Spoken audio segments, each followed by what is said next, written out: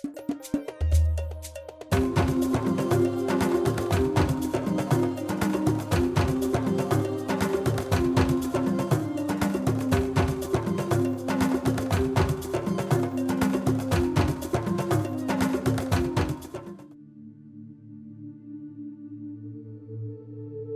voudrais vous inviter à vous abonner à cette page et à recruter d'autres gens qui vont s'abonner. Pour quelle raison? Parce que c'est une chaîne qui est consacrée à la dézombification du peuple noir.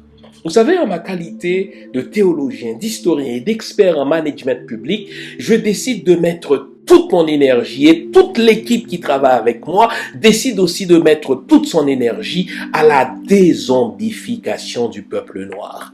L'émission s'appelle Lumière sur le monde. Eh bien, cette lumière, ce n'est pas moi. Cette lumière, c'est le travail que nous faisons ensemble. Lorsque tout à coup, on réalise qu'on nous a roulé dans la farine, on réalise qu'on nous a trompés pendant, n'est-ce pas, des siècles, et que tout à coup, nous prenons conscience de nos ressources, nous prenons conscience de notre identité, et ayant pris conscience de tout cela, nous prenons la décision de partager ce que nous sommes, ce que nous comprenons avec les autres. Donc, nous avons besoin d'avoir une masse critique d'hommes et de femmes noirs réveillés qui vont changer, n'est-ce pas, leur pays respectif pour la gloire de nos ancêtres.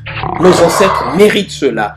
Ils se sont sacrifiés pour nous et c'est à nous aujourd'hui de prendre le relais. Comment on le fait? On le fait en se dézombifiant et en dézombifiant les autres. Je vous invite donc à liker ce qui se fait sur cette chaîne, à le sharer, à le partager avec les autres, à vous abonner et si vous l'avez fait déjà, à recruter d'autres qui vont s'abonner. On est ensemble, on garde le moral car tant que va le moral, tout va.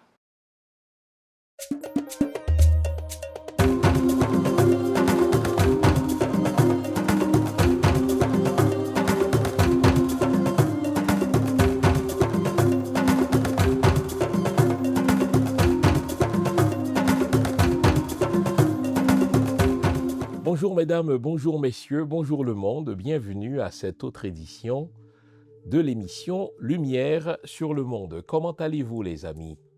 J'espère que vous avez passé une bonne semaine, j'espère aussi que vous allez nous consacrer la prochaine heure, tandis que nous allons analyser l'actualité politico-judiciaire haïtienne. Vous avez entendu le sujet, l'actualité politico-judiciaire. Oui, vous l'avez deviné, nous allons parler de ce procès sonore, de ce procès retentissant, de l'assassinat sordide du président haïtien Jovenel Moïse. Eh bien, pourquoi on en parle? C'est parce que le jury a tranché, le jury a prononcé son verdict coupable. Les 4 accusés sont reconnus coupables d'avoir participé, d'avoir comploté, d'avoir planifié l'assassinat du président haïtien Jovenel Moïse en ce 7 juillet 2021. Bon. Le procès a duré plusieurs semaines et j'avais choisi de ne pas faire la chronique du dit procès pour plusieurs raisons. Non pas que ceux qui l'ont fait aient commis des fautes, pas du tout. Au fait, c'est une bonne chose que d'avoir des journalistes qui font la chronique, ce qu'on appelle des journalistes judiciaires, des journalistes qui s'occupent de l'actualité judiciaire.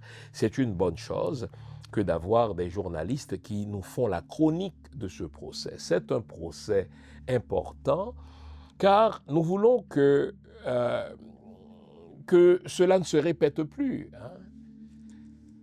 Mais en même temps, si j'ai choisi de ne pas commenter au fil des semaines ce procès, j'avais une raison, une très bonne raison. Au fait, tous les témoins mentent. Quand vous suivez un cours de criminologie, quand vous suivez un cours en droit criminel, l'une des premières vérités que ton professeur va t'enseigner, c'est que tous les témoins mentent. Et même ton client te ment. Et l'avocat va rarement demander à son client, est-ce vrai ce que tu me dis là? Il veut protéger le lien avec le client, car si le client lui dit clairement qu'il lui ment, mais il ne peut plus le représenter, car il croit dans le système de la justice, et même celui qui prête le serment de dire la vérité, toute la vérité et rien que la vérité, mais il ment. Bon. Parfois, on ment sciemment. Et c'était le cas de ces témoins. D'autres fois, on est abusé par sa mémoire, on est abusé par ses propres sens. Voilà pourquoi j'ai tenu à parler de ce procès que lorsque le verdict serait prononcé, que lorsque le jury se serait prononcé sur les accusations. Bon.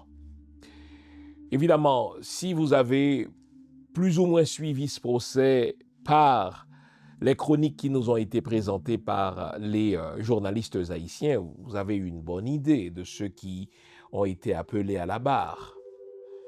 Il y avait des témoins qui sont déjà en prison, parce que eux-mêmes ont été reconnus coupables. Quelques-uns d'entre eux ont évité un procès dans le sens qu'ils ont tout de suite avoué leur culpabilité.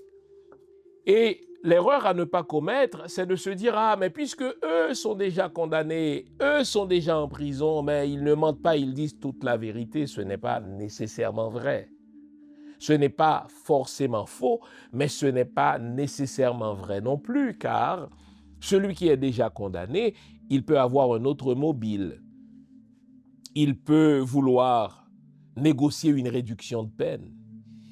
Il peut aussi vouloir entraîner d'autres complices avec lui. Il peut dire, écoutez, moi, je ne veux pas être le seul à couler, donc ceux-là ont participé de près et de loin, de près ou de loin au crime, ils courent encore, moi je vais dire une certaine vérité, du moins ma vérité, pour les faire condamner eux aussi. Bon.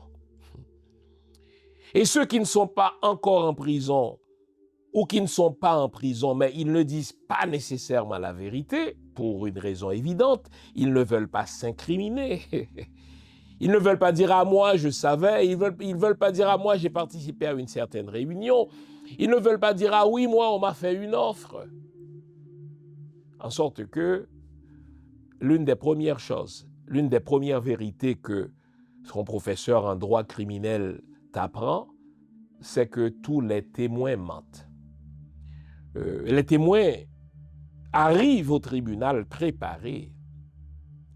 Ils ont des choses qu'ils ne veulent jamais dire. Ils ont des choses qu'ils veulent absolument dire, en sorte que un témoin veut toujours cadrer ou recadrer le récit de manière à paraître le moins laid possible, de manière à faire paraître le plus laid possible l'autre. Et c'est ça le rôle de l'interrogatoire, c'est ça le rôle du contre-interrogatoire.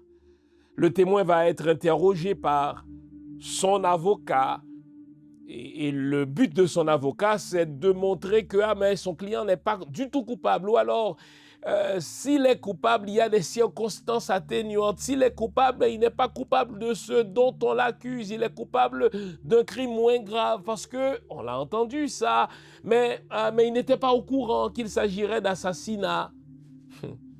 On leur avait dit que c'était pour une arrestation.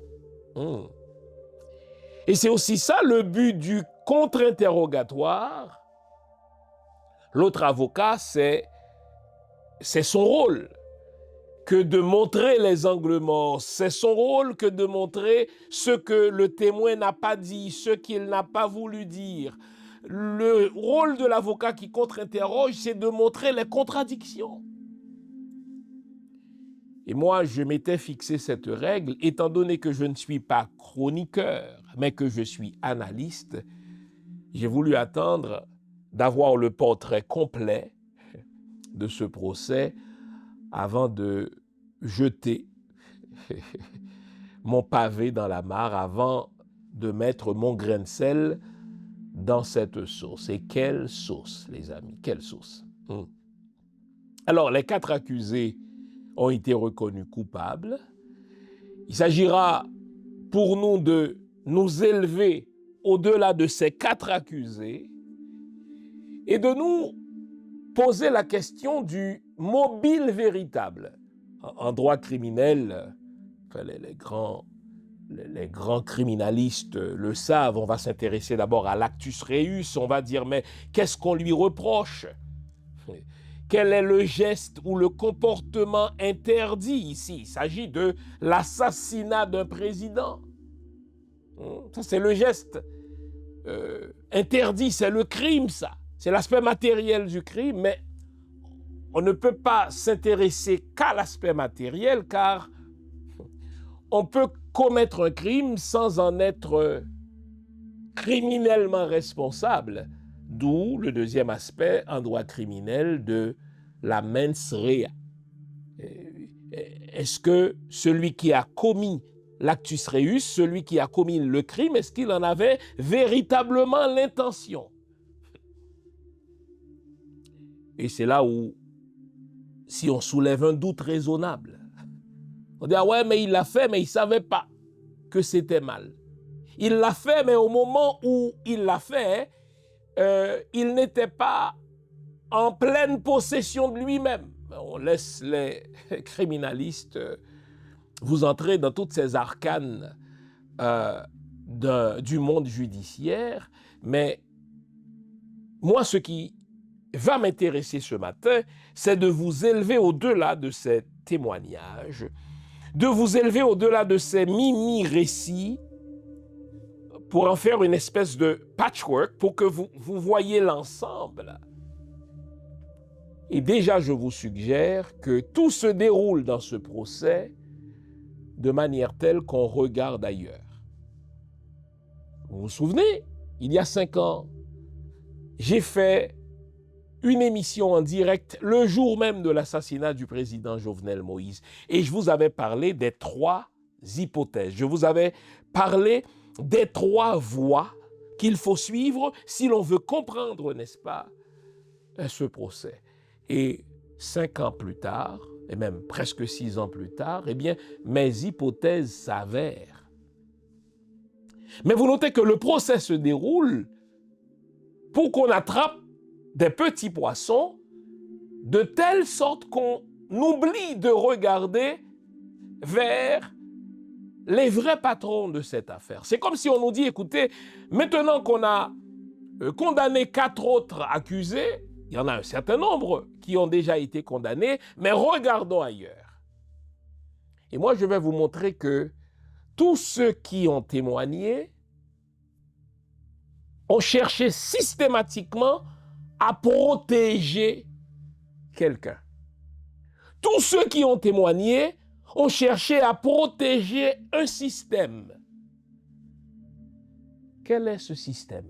D'abord, comment savons-nous qu'ils étaient en train, dans leur témoignage, de protéger quelqu'un, de protéger un système? Au fait, vous me direz que personne ne va témoigner, surtout pas en procès criminel, sans être solidement préparé par son avocat, c'est très vrai.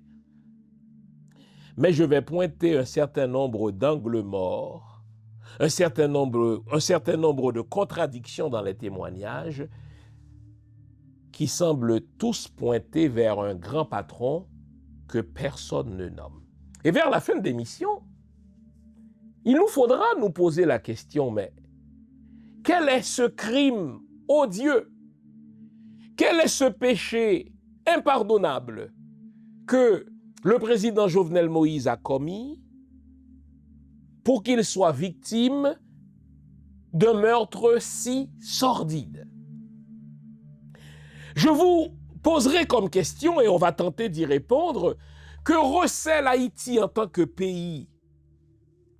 Que représente Haïti en tant que pays pour que ce grand patron dont on va parler soit allé jusqu'à assassiner un président pour ne pas perdre la mainmise sur ce pays? Au fait, c'est de cela qu'il s'agit. Vous vous souvenez aussi de cette fameuse théorie qu'on appelle en relation internationale la théorie de Pasqua. Quand vous êtes embarrassé par une affaire, vous devez créer une deuxième affaire. Et s'il faut créer une troisième, voire une quatrième affaire dans l'affaire, si bien que vers la fin, plus personne ne se souviendra de la première affaire, c'est-à-dire de l'affaire originelle. Et moi, je vous avais promis, je m'étais engagé à ne jamais oublier la première affaire. On nous fait des procès. Je ne suis pas en train de dire que ces procès-là ne soient pas utiles. Je ne suis pas en train de dire que ceux qui sont condamnés ne soient pas véritablement des criminels, ils le sont. Mais quand on s'intéresse à la vérité judiciaire, on ne se contente pas des petits poissons. On remonte la filière de la criminalité et on va nommer. Et ce sera mon rôle à cette émission. On va dire les vraies choses. On va dire les vraies affaires. On va nommer le vrai patron qu'il y a derrière cela. Mais pour arriver au vrai patron, il faudra retracer l'histoire d'avant le 7 juillet 2021, l'histoire d'immédiatement après, avant qu'on nous présente ces accusés qui ont tous été reconnus coupables. Je vous veux éveiller, vous connaissez le rituel, à ce stade-ci. Je vous invite à vous offrir une bonne tasse de thé, une bonne tasse de café, une bonne tasse de chocolat chaud, bref, tout ce qui est de nature à vous garder éveillé, car aujourd'hui encore, nous allons nous dire les vraies affaires. Vous avez vu le titre de l'émission ? Le procès de l'assassinat du président Jovenel Moïse, le boléro des menteurs. Tous ceux qui sont passés à la barre ont menti. Pourquoi ont-ils menti? Que cherchent-ils à cacher? Quel script suivent-ils? Qui a écrit justement? Qui a rédigé? Qui a conçu le script? Eh bien, c'est ce que nous allons découvrir au fil de l'émission. Restez là, je vous reviens et je vous dirai les vraies affaires comme promis, comme d'habitude. À tout à l'heure.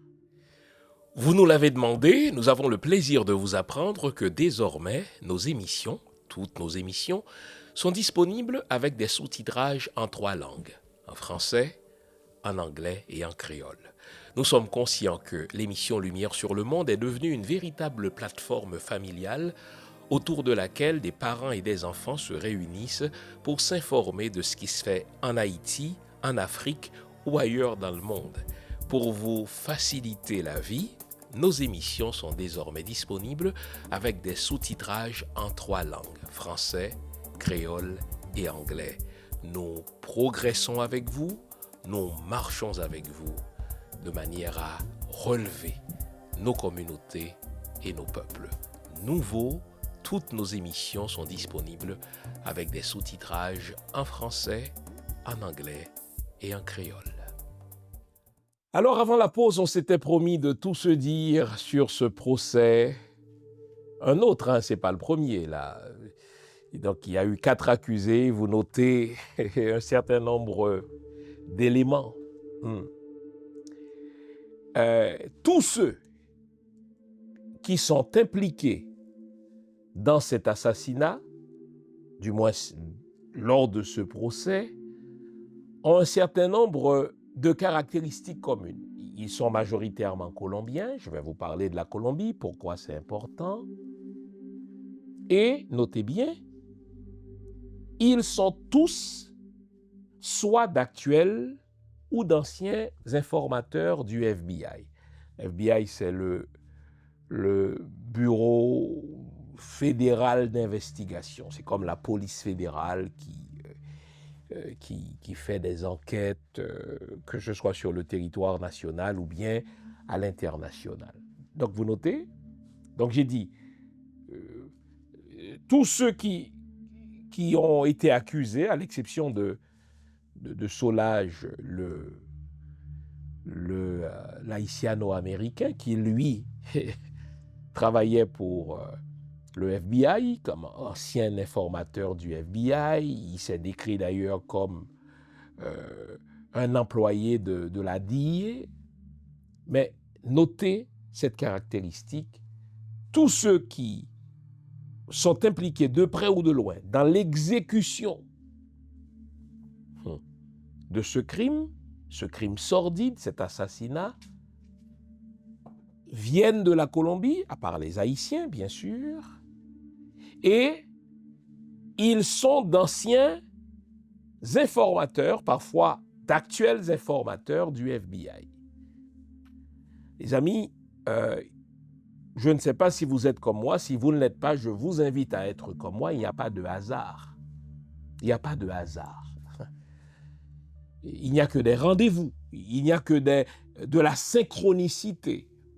Et quand vous analysez un crime géopolitique comme celui de l'assassinat du président haïtien Jovenel Moïse, quand vous analysez un crime transnational comme celui qui nous a enlevé un président, nous devons nous intéresser à chaque fait. Nous devons soulever chaque pierre.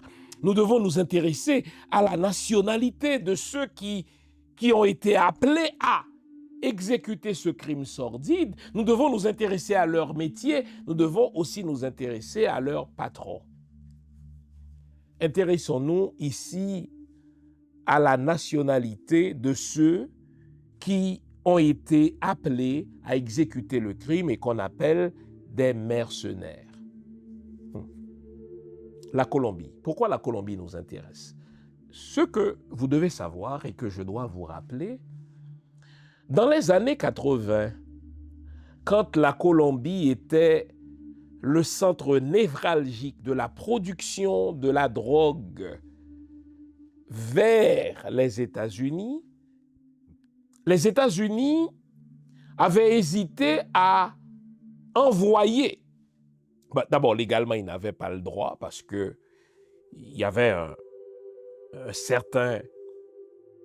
une certaine posture nationaliste du côté de la Cour suprême colombienne qui posait des obstacles procéduraux à l'action de soldats étrangers sur le territoire colombien, en sorte que l'ambassade des États-Unis à Bogota, en Colombie, la CIA, le FBI ont dû procéder autrement pour en venir à démanteler les cartels de drogue de la Colombie, en particulier le cartel de Medellín, comme vous le savez déjà. Alors, comment ont-ils procédé? Bon, vous savez, pour un Américain, un soldat américain qui meurt en sol étranger, qui meurt en terre étrangère, c'est quasiment un séisme de 7,5 sur l'échelle de Richter, en sorte que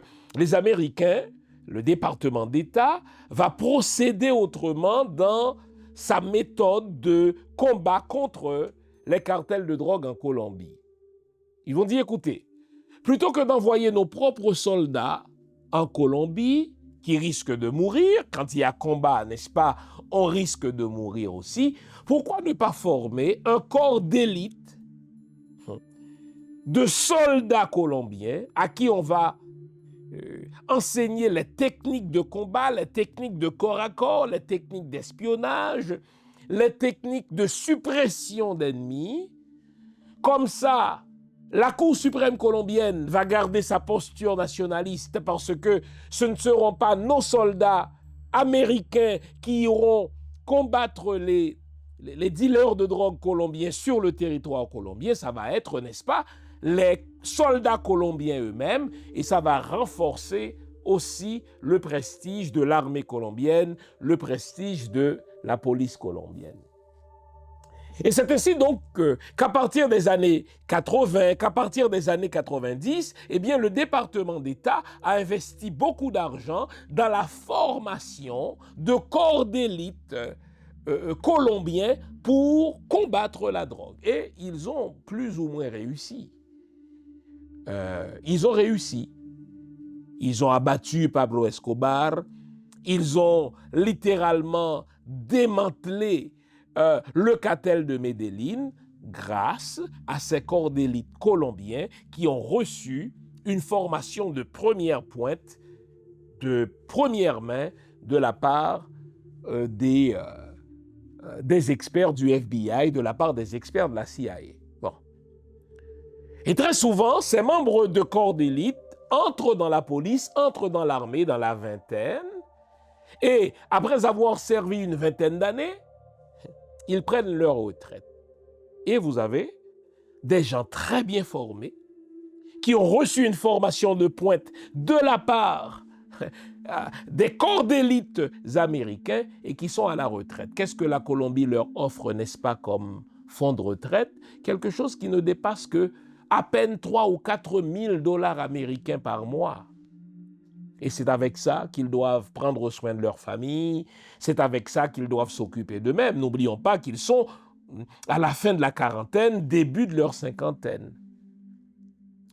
Ces gens-là donc se retrouvent avec un savoir-faire, ils se retrouvent avec de grandes capacités techniques, de grandes capacités opérationnelles, et leur pays d'origine pour lequel ils ont travaillé n'arrive pas à leur offrir suffisamment pour mener une vie décente. Voilà pourquoi ces gens-là vont être une main-d'œuvre facile que les États-Unis vont recruter régulièrement pour aller perpétrer des actes de déstabilisation dans la région. Tous ceux qui comprennent la géopolitique de la région, tous ceux qui comprennent les rapports de déstabilisation des pays, n'est-ce pas, de la région par les États-Unis d'Amérique, savent que pour perpétrer ces actes de déstabilisation, la Colombie, c'est la cour arrière des États-Unis. Non seulement la Colombie, c'est la cour arrière des États-Unis, souvent les opérations de déstabilisation sont préparées sur le territoire colombien, mais mieux, les États-Unis se servent de cette main-d'œuvre très hautement qualifiée, de cette main-d'œuvre très bien préparée, de cette main-d'œuvre qui dispose de savoir-faire extraordinaire, mais qui mène une existence précaire. Voilà pourquoi souvent, la CIA, le FBI, va faire appel à ces Colombiens retraités de l'armée colombienne, à ces Colombiens retraités de la police colombienne, qui ont reçu une formation de pointe et à qui on va donner une certaine somme d'argent pour aller faire tomber un gouvernement. On a beaucoup utilisé ces anciens membres de corps d'élite colombiens pour déstabiliser, exemple, n'est-ce pas, le gouvernement de Maduro, pour déstabiliser, exemple, le gouvernement de Chavez. Les États-Unis ont beaucoup utilisé ces Colombiens-là. Et quand on veut exécuter ou perpétrer d'autres crimes du genre de déstabilisation politique, c'est encore à ces Colombiens-là qu'on fait appel. Suivez-moi bien. Il y a combien de pays inscrits officiellement membres des Nations Unies? 193.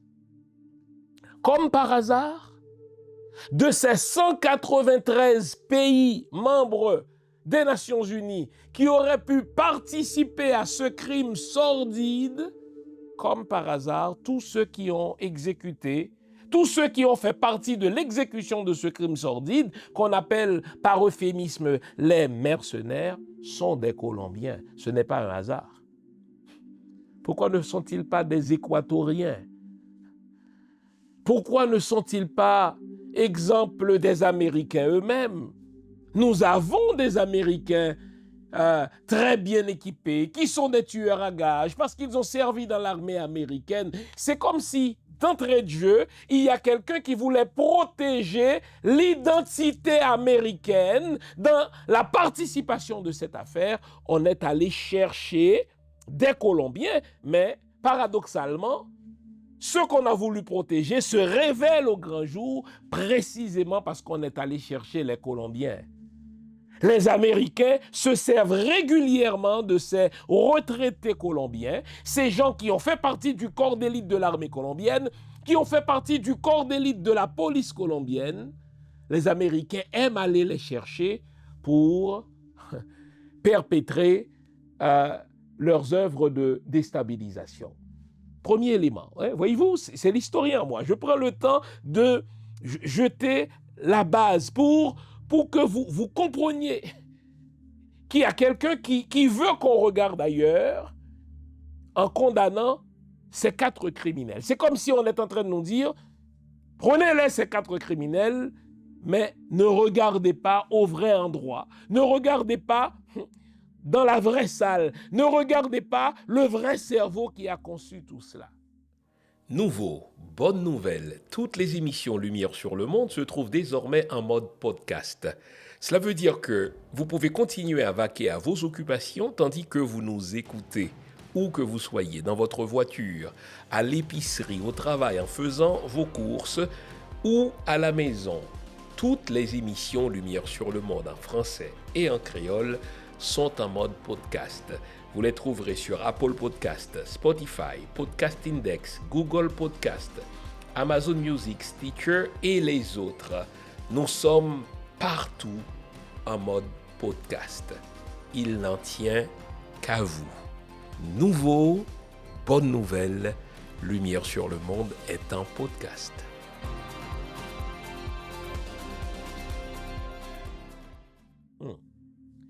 Savez-vous que beaucoup de ces mercenaires qui sont entrés en Haïti, qui y ont passé 1 mois, qui y ont passé 2 semaines, 3 semaines avant le fameux assassinat du 7 juillet 2021, beaucoup d'entre eux étaient en prison. Qui leur a donné un passeport? Vous savez, c'est une vérité élémentaire que quand on est accusé au criminel, quand on est reconnu coupable au criminel, quand on fait la prison, quand on entre en prison, l'une des premières pièces que l'État saisit, c'est notre passeport. Alors, beaucoup de ces mercenaires colombiens étaient en prison et quelques jours avant leur voyage vers Haïti, ils ont été libérés de prison. Ils ont reçu un passeport pour pouvoir voyager. Et comme par hasard, c'était des Colombiens. Donc notez, quand il y a une œuvre de déstabilisation que les États-Unis veulent opérer, que les États-Unis veulent perpétrer sans que des soldats américains soient impliqués là-dedans directement, on va chercher les Colombiens. Parce que c'est d'anciens membres de corps d'élite formés par les Américains eux-mêmes. C'est de jeunes retraités, des quinquagénaires, des gens qui n'ont que 50 ans, qui reçoivent une pitance de la part du gouvernement colombien et qui sont donc, étant donné leur précarité existentielle, disposés et disponibles pour accomplir les basses besognes de leur patron.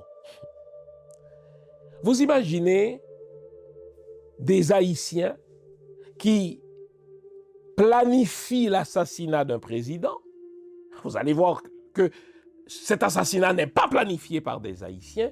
Vous imaginez des Haïtiens qui planifient l'assassinat d'un président et qui ont eu l'imprudence de prendre un petit avion pour un vol de moins de 2 heures, se rendre en Floride, aller cogner au premier bureau qui s'occupe de questions de sécurité et confier le mandat d'assassiner un président à des Colombiens qui se trouvent à Miami. Mais voyons donc les amis. Quand on planifie le crime, quand on planifie l'assassinat d'un président, il s'agit de l'homme qui, en théorie, devrait bénéficier du plus grand niveau de sécurité parmi les 12 ou 13 millions d'Haïtiens. Alors, vous êtes en train de me dire que ce crime-là, qui serait planifié par des Haïtiens,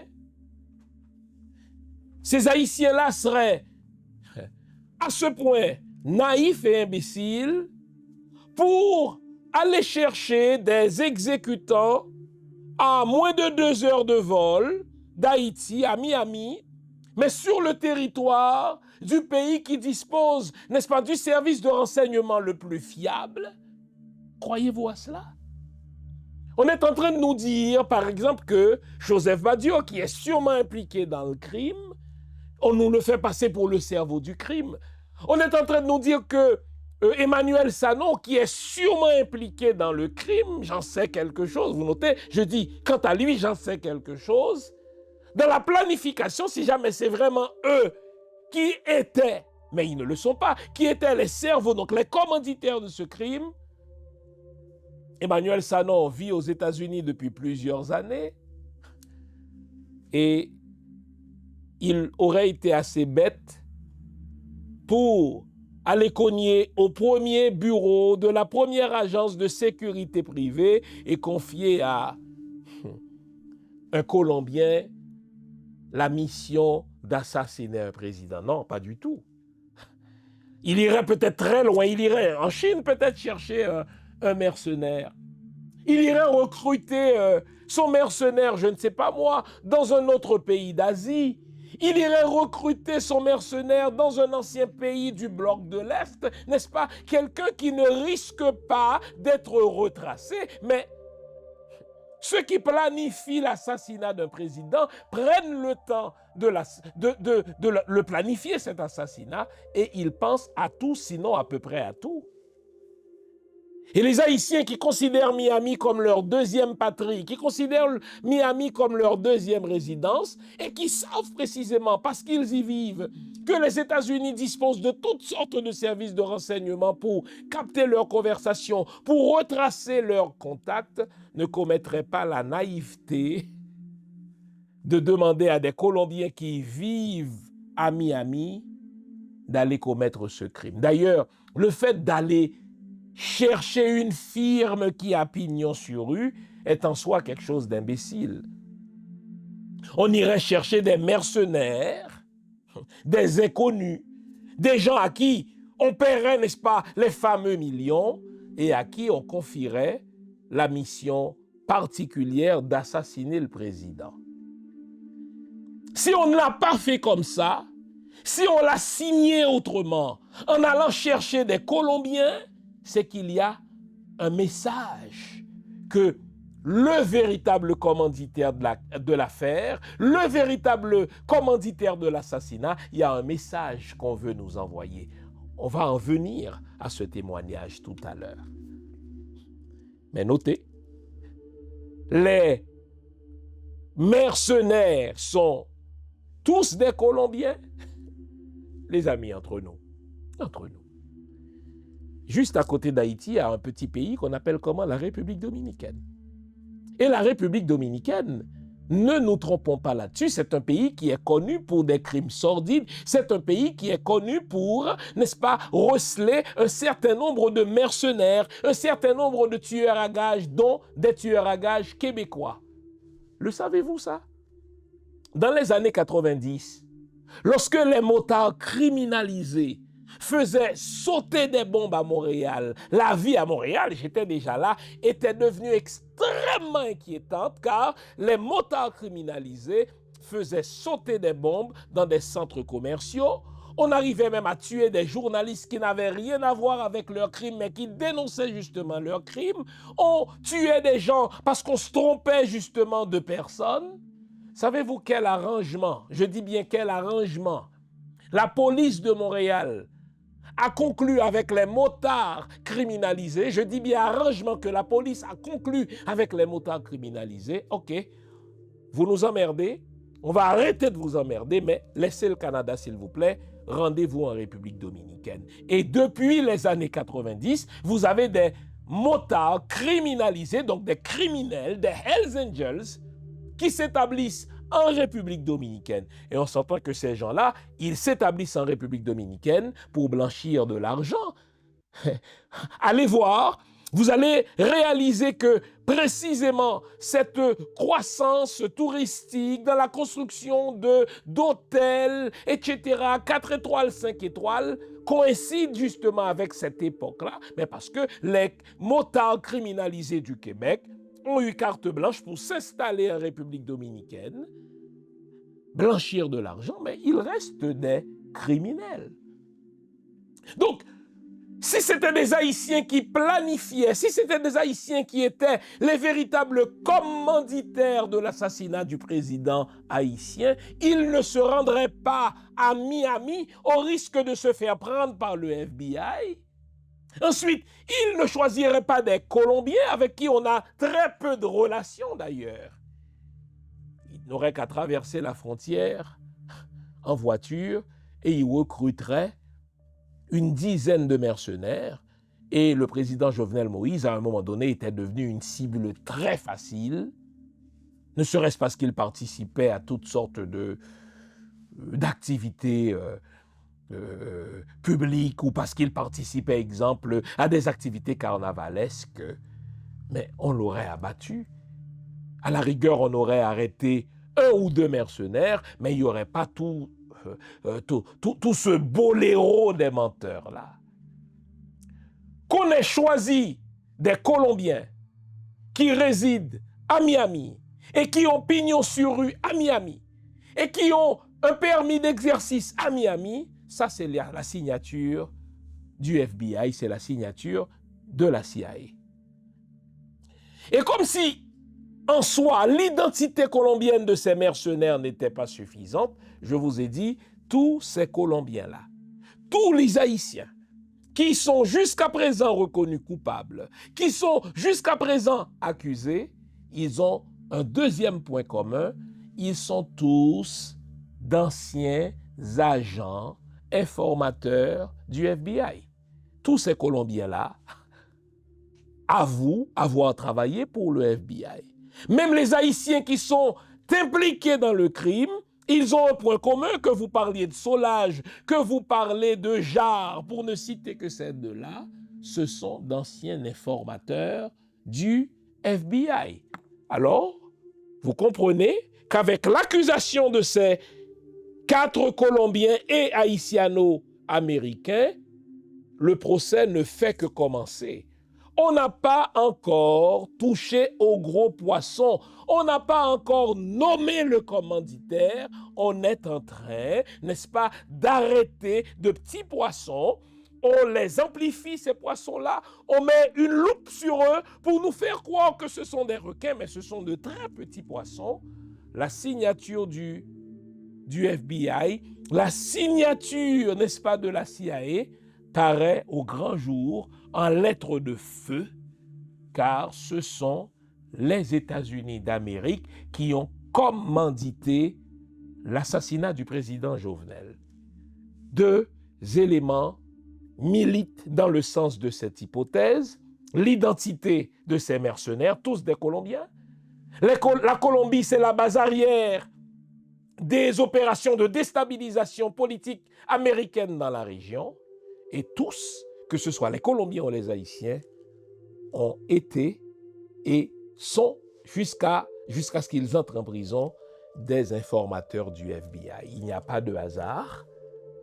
Vous avez 2 éléments majeurs qui pointent vers la signature du département d'État. On s'arrête ici. On va continuer à s'élever au-delà du petit procès important, mais un petit procès parce qu'il s'agit de petits poissons. On veut voir toute la carte là, on veut voir toute la forêt, et vous allez voir que la forêt épouse la forme du département d'État américain. À tout à l'heure, les amis.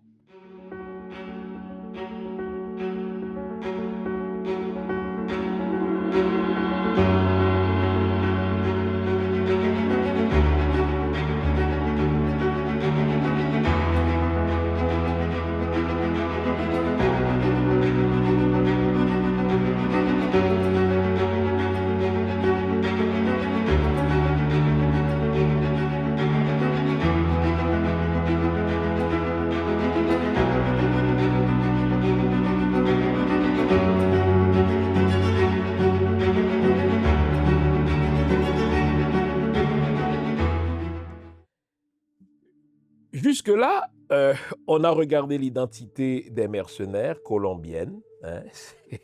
C'est une signature, ça. C'est plus naturel. si c'était des Haïtiens qui planifiaient le crime, d'aller chercher 2 ou 3 salopards dominicains. Et il en pleuve.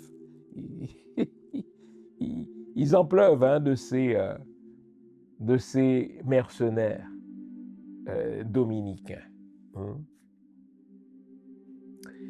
Donc c'est plus naturel pour des Haïtiens, si c'est eux qui planifiaient vraiment le crime, d'aller en République dominicaine et de payer 2 ou 3 mercenaires, mais très secrètement. Bon. Là, il s'agit de Colombiens, de 1. De 2, il s'agit pour tous d'informateurs du FBI, mais un troisième élément. Un troisième élément, c'est un spectacle qu'on voulait. Est-ce que vous le remarquez, ça? C'est un spectacle. Non, mais voyons.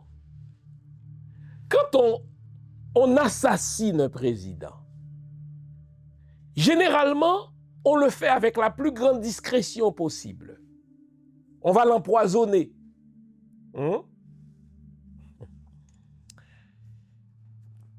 Je vais vous dire un secret. J'ai un ami qui travaillait à l'ambassade des États-Unis près du Saint-Siège, c'est-à-dire au Vatican. Écoutez bien. 2 heures avant la mort, donc avant la confirmation du décès du président René Préval, ça je vous le dis là, je vous regarde dans les yeux, je reprends. J'ai un ami qui travaillait à l'ambassade de Washington près du Saint-Siège, donc à l'ambassade de Washington au Vatican, 2 heures avant le constat du décès du président René Préval, on recevait un câble à l'ambassade de Washington au Vatican annonçant la mort de René Préval. En ce moment, René Préval n'était même pas mort encore. C'est que tout était mis en place, probablement le poison qu'on allait lui servir était déjà dans son bol de soupe, c'était déjà sur la table, et donc c'était à ce point sûr que le câble est parti. Et vous notez, c'est fait en toute discrétion.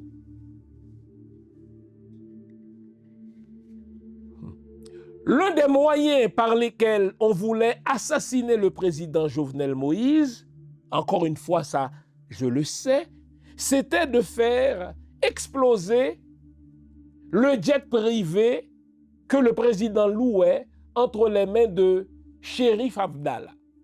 Chérif Abdallah, c'est d'origine, enfin de mémoire, un salaud d'origine égyptienne et qui fait beaucoup de fric en Haïti.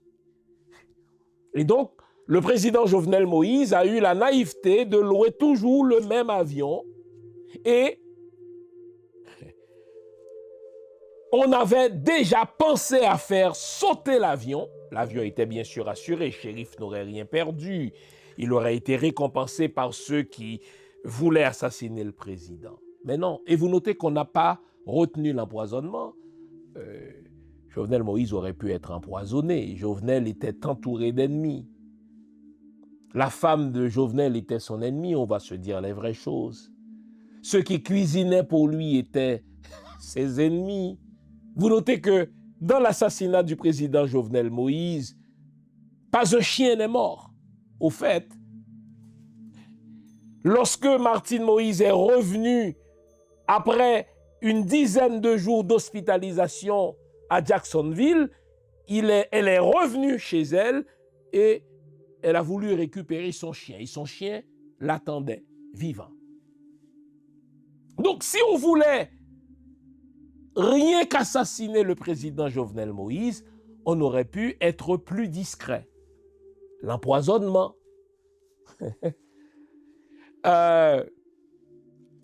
Faire piéger son véhicule officiel.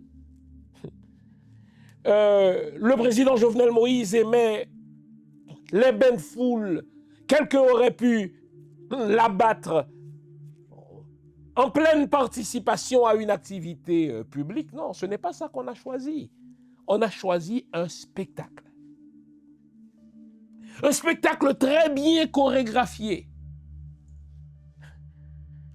On dit que, et les témoins sont unanimes à le dire, dans la nuit de l'assassinat du président Jovenel Moïse, c'est un cortège de véhicules qui se rendait en la résidence du président.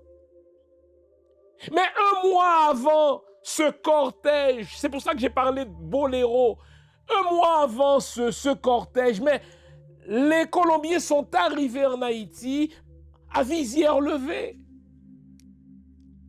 On leur a loué une résidence, on leur a loué des véhicules, ils circulaient dans le pays, ils résidaient pour la plupart tous, enfin ils résidaient tous, n'est-ce pas, sous le même toit, mais on voulait un spectacle. Et le soir de l'assassinat, la nuit de l'assassinat, il y avait un cortège de 3 ou 4 véhicules à bord desquels montaient ceux qui allaient assister au spectacle. Donc on ne voulait pas faire quelque chose de discret, on ne voulait pas faire quelque chose de simple, on ne voulait pas la mort de Jovenel Moïse, on voulait envoyer un message fort aux survivants. Et on va voir à quels survivants on envoyait ce message. D'ailleurs, c'est un spectacle très bien chorégraphié, les amis. D'abord, comme par hasard, un mois avant l'assassinat du président Jovenel Moïse, l'ambassadrice, ou plutôt Madame l'ambassadeur des États-Unis à Port-au-Prince, a laissé le pays pour 30 jours. Raison, elle devait participer à une audience devant la Commission des Affaires étrangères du Congrès américain. Vraiment. 3 mois auparavant, une ancienne ambassadeur des États-Unis, Madame Pamela White, témoignait devant cette même commission des affaires étrangères du Congrès américain. Elle disait clairement, et on a eu l'extrait sonore, qu'il faut neutraliser, qu'il faut mettre KO le président américain et on a besoin d'envoyer des soldats. We need to send troops on ground. On a besoin d'envoyer des soldats sur le sol et puis mais on va neutraliser le président. Au mois de janvier, le fameux Emmanuel Sanon, qui se dit à la fois médecin et pasteur, ben on n'en sait rien, mais il se vantait publiquement qu'il allait remplacer le président Jovenel Moïse et que c'est à lui que le département d'État a confié le poste. Et vous savez quoi? C'était là aussi un spectacle. Emmanuel Sanon a écrit au conseiller spécial du président en matière de sécurité pour lui faire part de son plan d'aller remplacer le président Jovenel Moïse, le président en exercice. Vous savez que tous les pays du G7 ont une loi qui est enchâssée dans le code criminel, loi au terme de laquelle tu peux être accusé, arrêté, faire de la prison si, exemple moi, en tant que Canadien, je participe à une opération de déstabilisation d'un pays étranger. Les États-Unis ont aussi cette loi. Imaginez un haïtiano-américain qui écrit au conseiller à la sécurité du département d'État, au conseiller à la sécurité de la Maison-Blanche, pour lui annoncer qu'il va remplacer le président Jovenel, le président en exercice. C'est comme s'il dit, écoutez, moi, je vais commettre un crime. Arrêtez-moi. Donc, si vous ne m'arrêtez pas, c'est que vous êtes complice par votre silence de mon projet. On voulait un spectacle, les amis. Si vous suivez la chronologie de ce meurtre, dès 11 heures du soir, il en pleuvait des balles dans le quartier ou dans les quartiers proches de la résidence du président. Lorsque le président a entendu cette pluie de balles, qu'a-t-il fait? Il appelait le chef de la police, Léon Charles, qui dit « Je vais arriver », mais qui n'est jamais arrivé. Il appelle celui qui est responsable de la sécurité au palais, la guerre civile, mais qui promet qu'il va arriver, mais il n'est jamais arrivé. Notez qu'en passant, la guerre civile, c'est un Américain. Il était en prison tout récemment, savez-vous quoi? On l'a libéré. Personne n'a parlé de ça. Il a été libéré à l'instigation de l'ambassade américaine, la guerre civile. Le président appelle Dimitri Hérard, qui est l'un des responsables aussi dans la chaîne de sécurité du président. Dimitri Hérard dit, mais je vais arriver, mais il n'arrive jamais. C'est un spectacle, les amis. Maintenant, il s'agit du président de la République. Donc, la résidence du président de la République est sous le contrôle d'un corps d'élite. Suivez mon regard. Et il y a plusieurs arrêts avant d'accéder à la chambre du président. Comme par hasard, les amis, la plupart de ces gens-là ont appelé malades, ils ont été abonnés absents. Et vous savez combien ils ont reçu pour dire qu'ils n'allaient pas venir travailler ce soir-là? $1 million américains. Le fameux Baggio, et les témoignages sont unanimes, a donné à toute l'équipe de sécurité $1 million à chacun pour qu'ils ne viennent pas ce soir-là. Et les quelques-uns qui sont restés, mais écoutez, ils sont restés, et dès que le fameux Solage a dit que c'était une opération de la DIA, imaginez, une opération de la DIA dans la résidence d'un président. Et les policiers ont cru en cela. Et donc, personne n'est mort du côté de l'équipe de sécurité du président. L'équipe de sécurité est payée justement pour mourir avant le président. Personne n'est mort. On voulait un spectacle. Et quel spectacle, les amis! Du début jusqu'à la fin, il y a eu un spectacle. D'abord, vous notez que ceux qui ont participé à ce crime sordide, ceux qui ont fait partie de, si vous voulez, de la cuisine de la chose, mais ils communiquaient entre eux, ils s'envoyaient des photos, ils s'envoyaient des vidéos. Moi, je vais vous dire quelque chose. J'ai un ami fiable qui travaille, je vous le dis, pour les services secrets, pas américains. Un autre pays important, qui me dit avoir vu cette vidéo. Et je mets ma main à couper là. Il me dit, Jean, la personne qui a abattu le président le connaît.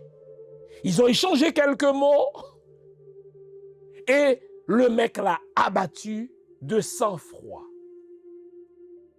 Donc l'idée de dire qu'on voulait tuer Martine Moïse, non, c'est un script ça, les amis. C'est un script qui cherche justement à disculper Martine Moïse. Martine Moïse elle-même, dans son témoignage, cherche à protéger des gens.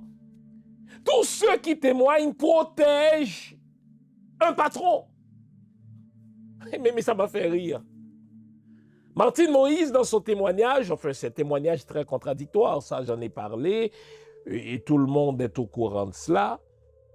Dans son dernier témoignage, là, elle n'est plus sur le lit, parce que quand on voit le lit, vous vous souvenez, moi je vous avais dit, j'ai appelé quelqu'un qui connaissait bien la chambre du président, je lui ai dit, mais est-ce que Martine peut entrer sous le lit du président? Il m'avait dit non. Il m'a dit, même un chat ne peut pas y entrer. Et on a vu par la suite la photo du lit du président, Martine ne peut pas entrer sous le lit. Et là, elle a changé la version. Elle a dit qu'elle n'était pas vraiment sous le lit, elle était de l'autre côté du lit. Donc, son mari était d'un côté Le lit est au milieu, elle est de l'autre côté, mais de l'autre côté, elle pouvait quand même voir le président lorsqu'on lui a tiré dans l'œil et que, ouf, son œil a éclaté. Ah bon? OK. Et là, elle a dit qu'elle a dû jouer la morte. On lui a tiré dessus. Et par la suite, lorsque Palacios est arrivé, Palacios pensait qu'elle était morte. Pour s'assurer qu'elle était vraiment morte, Palacios a ouvert les yeux de Martine et a mis une lampe de poche dans les yeux de Martine pour voir si l'œil allait bouger. Et puisque l'œil n'a pas bougé, il a conclu que Martine était morte. Vraiment, Martine? Je vous invite à faire ce test, vous. Faisons ce petit test. Faites-le avec un ami. Faites-le avec la plus grande amitié, la plus grande douceur. Fermez l'œil ou fermez les yeux. Votre ami vient avec une lampe de poche, soulève votre paupière et allume sa lampe de poche précisément en face de votre œil. Dites-moi si votre œil ne va pas bouger. Et pourtant, Martine a réussi cet exploit. Vraiment, Martine? Mais voyons. Voyons. Qui protège-t-elle? Et vous notez que les Colombiens protègent Martine. Les Colombiens disent qu'ils avaient reçu l'ordre de tuer Martine, mais qu'ils ne l'ont pas tuée. Qu'est-ce qu'on est en train de nous dire? Que Martine n'est pas complice dans le crime. Mais Martine est complice dans le crime. On lui avait fait une offre. On avait fait à Claude Joseph et à Martine une offre. Claude serait président provisoire. Il allait être celui qui organiserait des élections 90 jours plus tard, élections au terme desquelles Martine serait élue. Quand j'ai présenté cette émission le 7 juillet 2021, je vous avais dit que c'était dans l'habitude de la CIA d'assassiner un président et de donner le pouvoir à son fils. On a vu ça en Afrique. C'est aussi dans la pratique de la France, par exemple, d'assassiner un président et de confier le pouvoir à sa femme. Je vous ai dit le 7 juillet 2021 que Martine serait candidate. Et là, j'ai une amie très bienveillante qui me disait « Mais non, mais docteur Fils-Aimé, de grâce, après le traumatisme qu'elle a subi, vous pensez qu'elle serait candidate ?» 2 jours plus tard, Martine est sur un lit d'hôpital, les amis, à Jacksonville. Martine annonce sa candidature. Martine avait déjà une chanson de campagne. Nous tuer papa, m'a voté maman. Nous tuer papa, m'a voté maman. Martine avait déjà son parti politique du vivant déjà de Jovenel, parti avec lequel Jovenel n'était pas d'accord. On avait fait une offre à Martine. Pourquoi aujourd'hui on nous dit mais on voulait la tuer? C'est par hasard qu'elle ne fut pas tuée. Foutaise. C'est parce que ces véritables patrons que sont les Américains la protègent encore. Je connais quelqu'un, je vous regarde dans les yeux, qui était impliqué dans la planification de l'assassinat du président Jovenel Moïse. Son nom est cité 1 ou 2 fois. Vous savez où il vit, lui? Aux États-Unis. Savez-vous pourquoi on le protège? Parce qu'il travaille pour le FBI, il travaille pour la CIA. C'était l'un de ceux qui fournissait à la CIA, qui fournissait au FBI des informations précieuses sur le président Jovenel Moïse parce qu'il avait accès à la résidence du président. Vous notez que les Colombiens le disent, lorsqu'ils sont entrés dans la résidence du président, ils savaient où se trouvait l'argent du président. Ils savaient que l'argent était placé dans des boîtes en carton. Ils savaient tout. Tout le monde ment. Mais tout le monde protège quelqu'un. Martine dit, écoutez, à un moment donné, elle a laissé la chambre pour aller dans la toilette et elle a tiré les rideaux dans la toilette pour cacher ses enfants. La vérité, c'est qu'il n'y a pas de rideau dans la toilette. Ok, les amis, je sais qu'il y a beaucoup d'émotions ces jours-ci. On veut faire passer Jovenel Moïse pour un saint. Jovenel n'était pas un saint.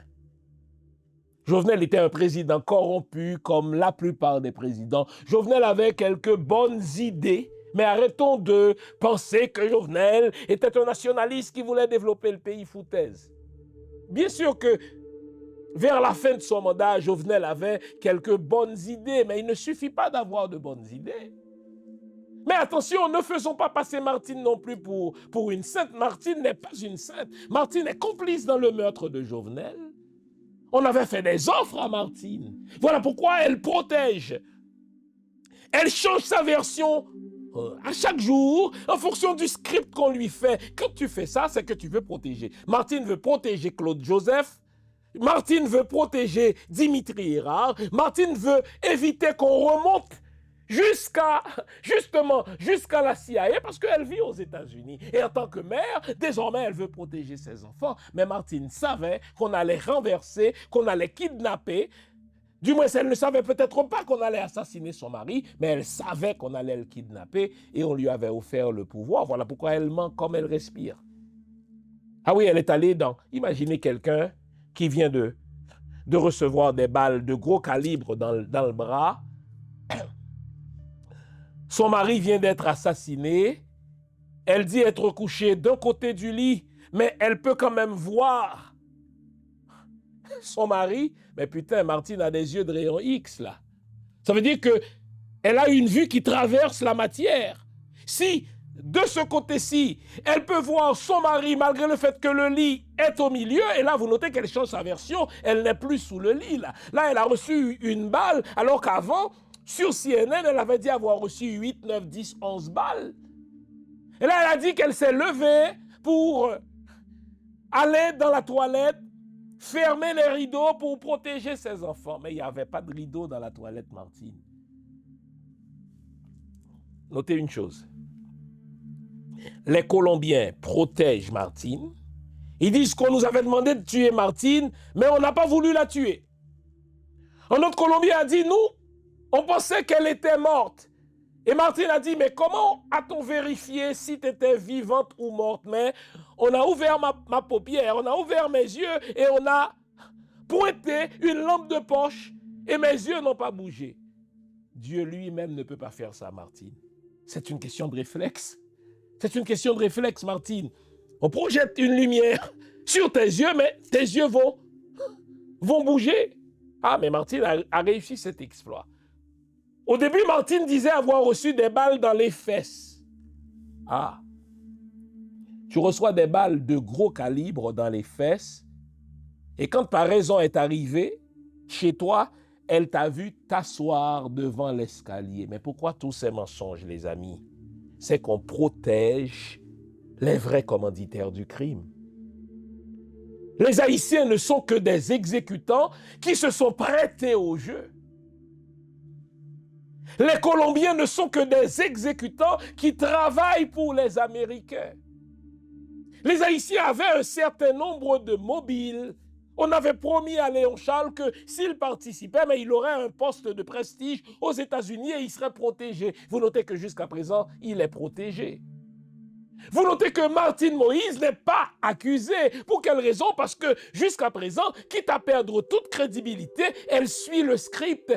Elle n'ose pas dire qui est venu lui faire l'offre.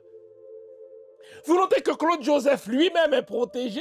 Pourquoi? Parce que jusque-là, mais il respecte, n'est-ce pas, le script. Il n'ose pas dire qu'il a été contacté par l'ambassade américaine pour être informé de ce qui allait être arrivé. Autre élément qui pointe vers la responsabilité américaine, ça c'est le fils du président lui-même qui l'a dit. Je le savais, mais jusqu'à ce qu'il l'ait dit, je ne pouvais pas le dire.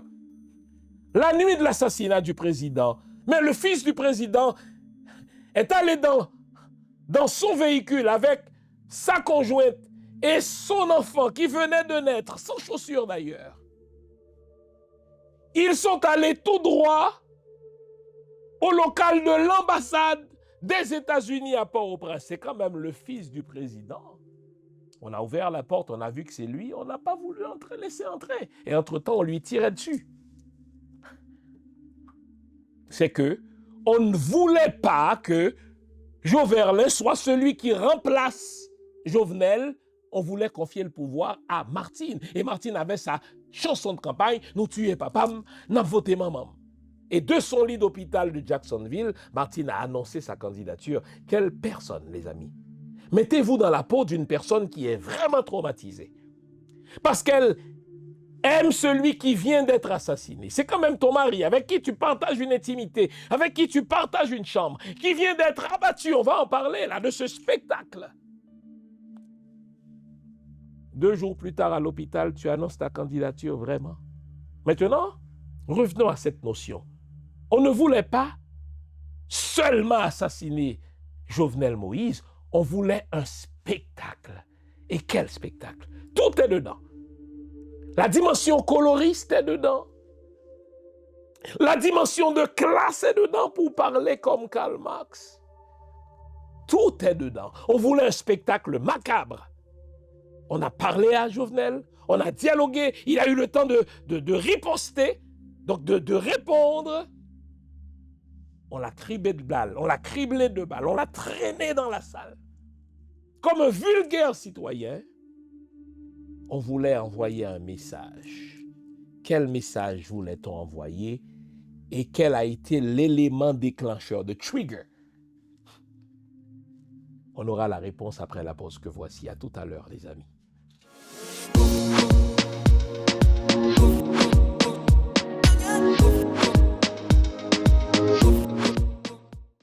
Donc on l'a vu, on a voulu un spectacle, les amis, un cortège. 60 mercenaires s'étaient établis, 60 mercenaires colombiens étaient établis en Haïti depuis 1 mois. Sanon a écrit au conseiller à la sécurité nationale des États-Unis pour dire que c'est lui qui va remplacer Jovenel. Et on a monté un spectacle des « Waouh !» Qu'est-ce qu'on voulait prouver? Remontons le fil de l'histoire. Je vous ai dit que une quinzaine de jours avant l'assassinat du président Jovenel, j'ai un ami qui enseigne les relations internationales aux États, enfin en France, un ami africain, qui m'a envoyé la photo du président Jovenel accréditant à Port-au-Prince un ambassadeur itinérant de la Fédération russe. Dans les jours qui ont précédé, 15 jours avant, on s'en souvient, le président Jovenel est allé à Ankara en Turquie, il a rencontré des hauts placés dans l'administration étatique de la Chine, il a rencontré des hauts gradés de l'administration russe, il a rencontré, n'est-ce pas, des hauts gradés du gouvernement turc. Donc, Jovenel Moïse voulait faire un virage vers le bloc de Shanghai. Et on est en Amérique. La doctrine Monroe n'est pas morte. Si vous pensiez que la doctrine Monroe n'est pas morte, vous voyez les agissements criminels de Donald Trump. Il les fait, ces agissements-là, au nom de la doctrine de Monroe, qu'il modifie, parce qu'il est un narcissique pervers, qu'il modifie en doctrine Monroe, l'Amérique aux Américains. Jovenel Moïse a eu une posture nationaliste vers la fin de son mandat. Il a envoyé quelqu'un de très proche de lui en Russie et qui a fait un détour par Cuba prétextant des soins médicaux. Et de Cuba, la Russie a envoyé un avion spécial le chercher pour qu'il transmette aux Russes le plan du président de faire un virage vers le bloc de Shanghai parce que les États-Unis ne nous offrent rien.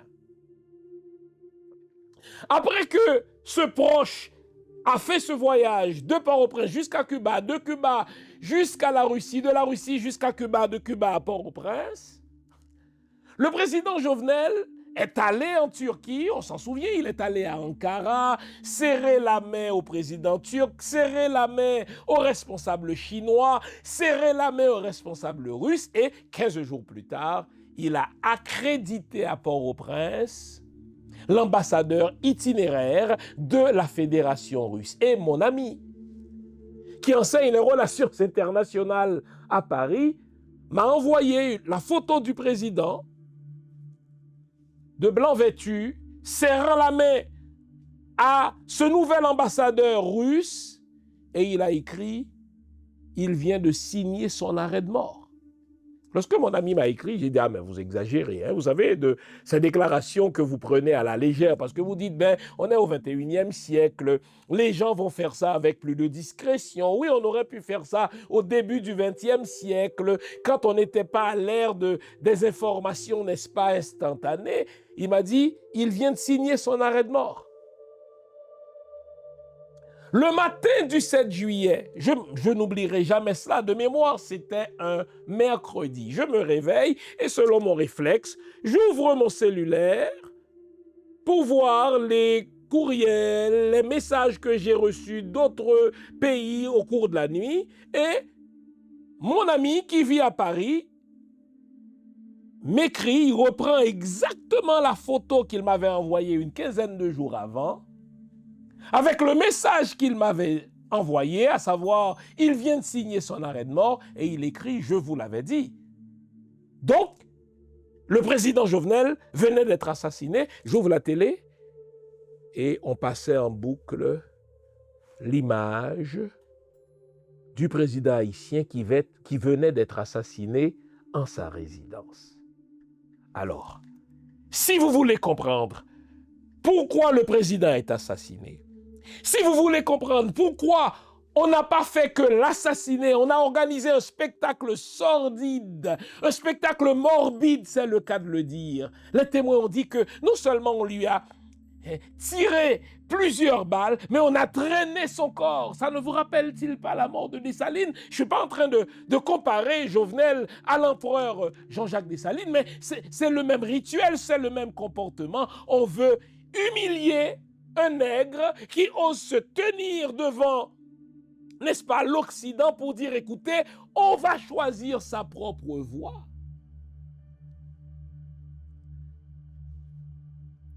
Et depuis ce temps, que remarquez-vous? Le président Jovenel a été assassiné depuis bientôt 6 ans. Il n'y a pas un seul gouvernement qui a eu les couilles assez solides, les couilles d'acier. Il n'y a pas un seul Premier ministre, pas un seul président, et on en a eu 9, pas vrai? Qui en a eu dans le pantalon pour dire « Nous allons faire un vrai procès, le procès de l'assassinat d'un président qui a été abattu comme un chien en sa résidence. On veut aller jusqu'au fond des choses. » Non. Fritz, Alphonse Jean, Leslie Voltaire avaient promis, n'est-ce pas, un procès. Ils se sont enrichis. Ils n'ont jamais parlé de l'assassinat du président Jovenel. Alix Didier Fils-Aimé n'en a jamais pipé mot. Ariel n'en a jamais pipé mot. Et Dieu sait qu'on a eu des ministres de la justice. Pourquoi? Parce que les politiciens ont compris le message que les États-Unis ont voulu envoyer.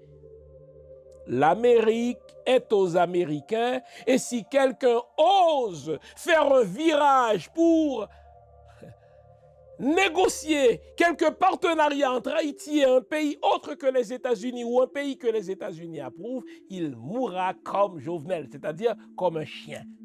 Et donc, ce procès qu'on a eu prouve qu'il y a eu des participants, des exécutants, mais les vrais commanditaires sont au département d'État américain. On a voulu en finir une fois pour toutes avec un président qui dit, écoutez, j'ai le droit en tant que chef d'État d'un pays souverain de conclure des partenariats avec qui je veux.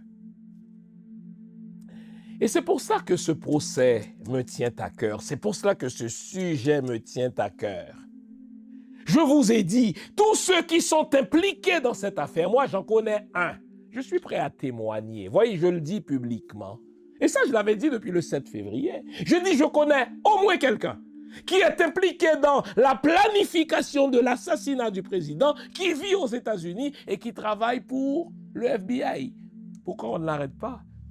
Il n'est pas inquiété. Pourquoi? Parce que c'est les États-Unis qui planifient le crime. Et les États-Unis protègent qui ils veulent et ils livrent qui ils veulent. Pourquoi on livre ces Colombiens ces jours-ci? Pour une raison simple. Un tueur à gages, quand on parle de mercenaires, mais ce sont les tueurs à gages. Un tueur à gages sait qu'il a 2 points de chute. La prison s'il est chanceux, la morgue s'il est malchanceux. Mais une fois qu'il est payé, il sait que ce qui l'attend, c'est soit la prison, soit la mort. Donc les Colombiens, ils peuvent verser des larmes de crocodile. Ce sont des tueurs à gages qui disent: nous recevons un certain montant d'argent pour mettre notre famille à l'abri, mais nous savons que notre point de chute va être soit la prison, soit la morgue. Et vous allez remarquer qu'aucun d'entre eux n'ose dire: mais moi j'ai travaillé pour la CIA, donc c'est pour la CIA que j'ai commis ce crime.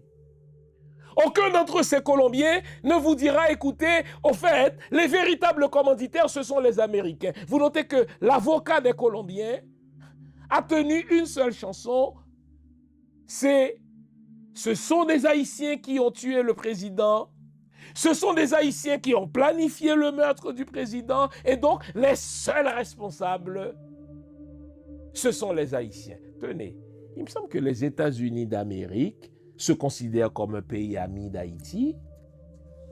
Savez-vous que quand vous prenez un avion, quand vous achetez un billet d'avion, quand vous vous présentez à l'aéroport, dès que la petite madame, 9 fois sur 10, c'est une petite madame, il y a aussi des messieurs, dès que la petite madame scanne votre passeport et qu'on prépare le manifeste, mais il y a au moins 5 pays, les Five Eyes, qui sont au courant en temps réel de la liste des voyageurs, si bien que si vous êtes interdit de vol, la petite madame vous regarde, sa face change, et il dit: monsieur, il y a un problème, vous ne pourrez pas prendre l'avion. 60 Colombiens, dont la plupart sortent de prison, laissent la Colombie pour se rendre en Haïti, ils traversent l'aéroport d'Haïti, on scanne leur passeport. Les États-Unis d'Amérique n'informent pas Jovenel Moïse de la présence de 60 mercenaires. Savez-vous pourquoi? Je vais vous le dire maintenant. Lorsque Jovenel Moïse avait envoyé son proche en Russie en passant par Cuba, et que son proche est revenu avec des offres alléchantes de la Chine et de la Russie, là, la Chine était prête à s'engager dans ce projet d'électrification d'Haïti. Jovenel Moïse était assez naïf pour aller rencontrer l'ambassadeur, madame l'ambassadeur des États-Unis à Port-au-Prince, pour lui dire: écoutez madame, nous sommes sur le point de conclure un partenariat avec la Chine. La dame a regardé Jovenel. Je connais quelqu'un qui était à cette rencontre, c'est pour ça que je vous parle. Et la personne me dit: Jean, l'ambassadeur a regardé Jovenel comme quelqu'un qui venait de lui faire un bébé dans le dos. Et comme par hasard, madame est partie un mois participer à une audience de la Commission des Affaires étrangères. Et pendant tout ce temps, le président Jovenel appelait l'ambassadeur. L'ambassade n'a jamais répondu. Jovenel Moïse appelait le chef de la police, Léon Charles, qui n'est jamais venu. Jovenel Moïse appelait justement la guerre civile, qui n'est jamais venue. Ce sont tous des gens qui avaient reçu des instructions pour ne rien faire, car le département d'État voulait un spectacle d'humiliation pour un chef d'État nègre, d'un pays nègre qui se croit souverain, mais qui détient des richesses que les États-Unis considèrent comme des richesses stratégiques. Quand j'avais parlé de ces choses-là il y a 6 ans, on doutait. Mais vous voyez ce que Trump a fait là avec Maduro. Il a arrêté Maduro. Pour quel motif? Il a dit: ce pays-là détient du pétrole, c'est notre pétrole. Trump a dit: écoutez, maintenant nous faisons beaucoup d'affaires avec le Venezuela, nous importons autant de pétrole que nous voulons. Dans un moment de virage énergétique, ces grands pays puissants volent les ressources des petits pays. D'ailleurs, qu'est-ce qui distingue un petit pays d'un grand pays? Les grands pays sont des pays pilleurs, les grands pays sont des pays voleurs, les petits pays détiennent des ressources mais qu'ils ne contrôlent pas, qu'ils ne gèrent pas. Les États-Unis d'Amérique ont assassiné le président Jovenel Moïse parce que ce dernier s'est tourné vers la Chine.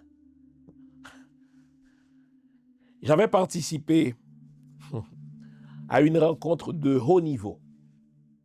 Ça fait à peine 6 mois.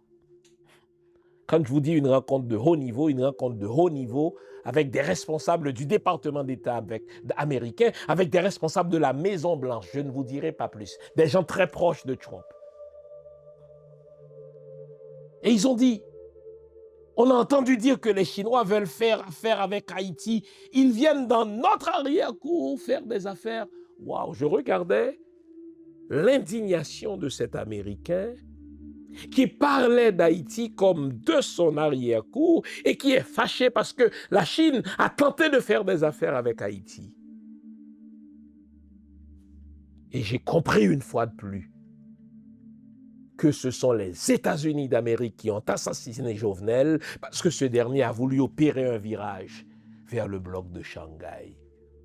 Les amis, ce procès, c'est un boléro de menteurs. Tous les témoins ont menti parce qu'ils veulent protéger le véritable patron. Ils travaillent pour le département d'État, qu'elle s'appelle Martine Moïse. Prenez chacun des témoins, prenez chacun des Colombiens, chacun des Haïtiens, ils protègent leur patron. Il nous faut désormais un chef d'État.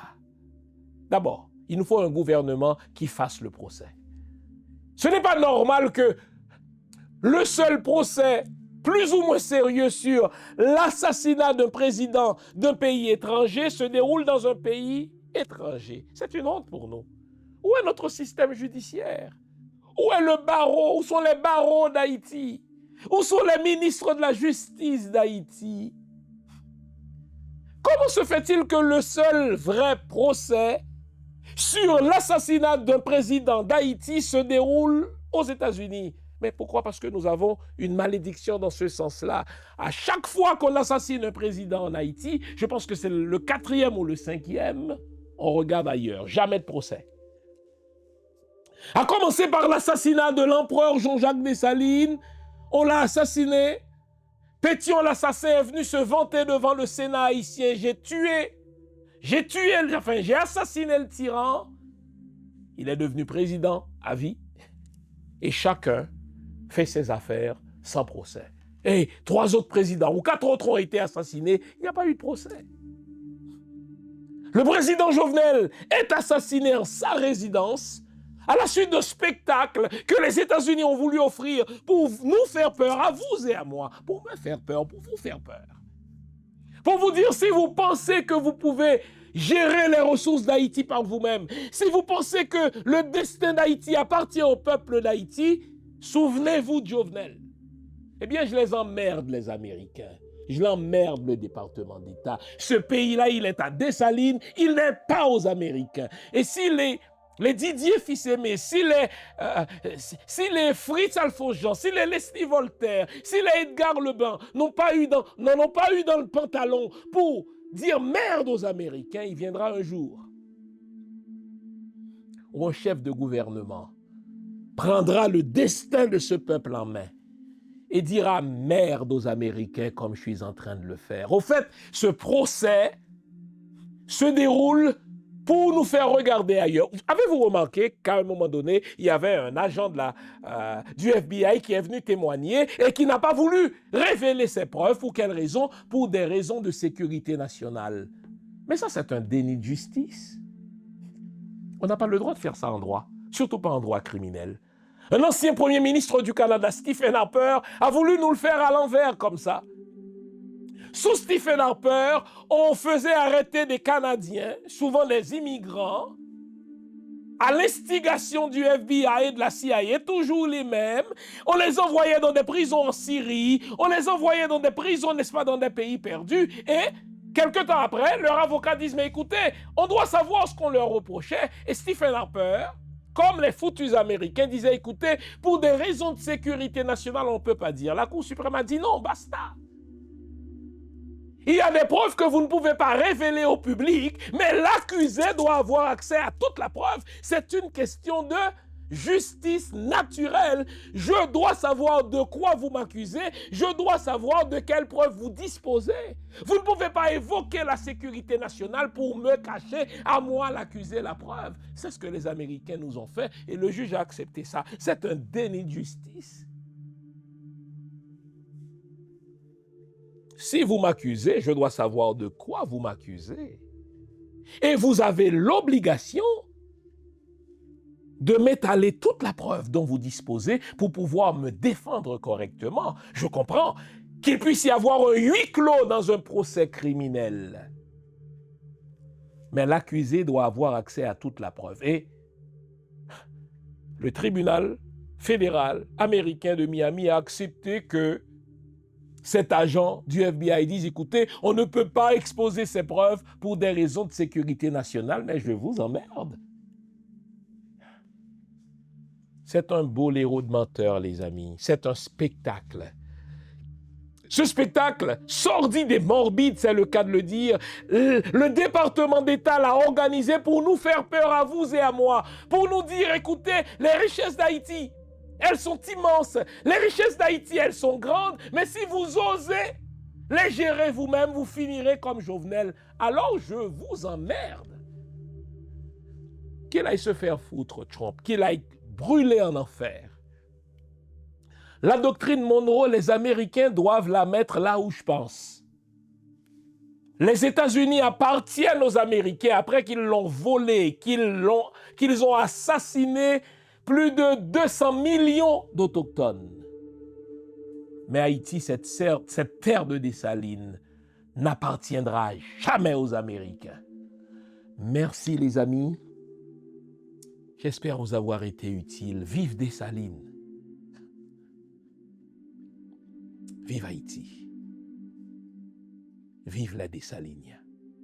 Gardons le moral les amis, car tant que va le moral, tout va. Au revoir, bonne semaine.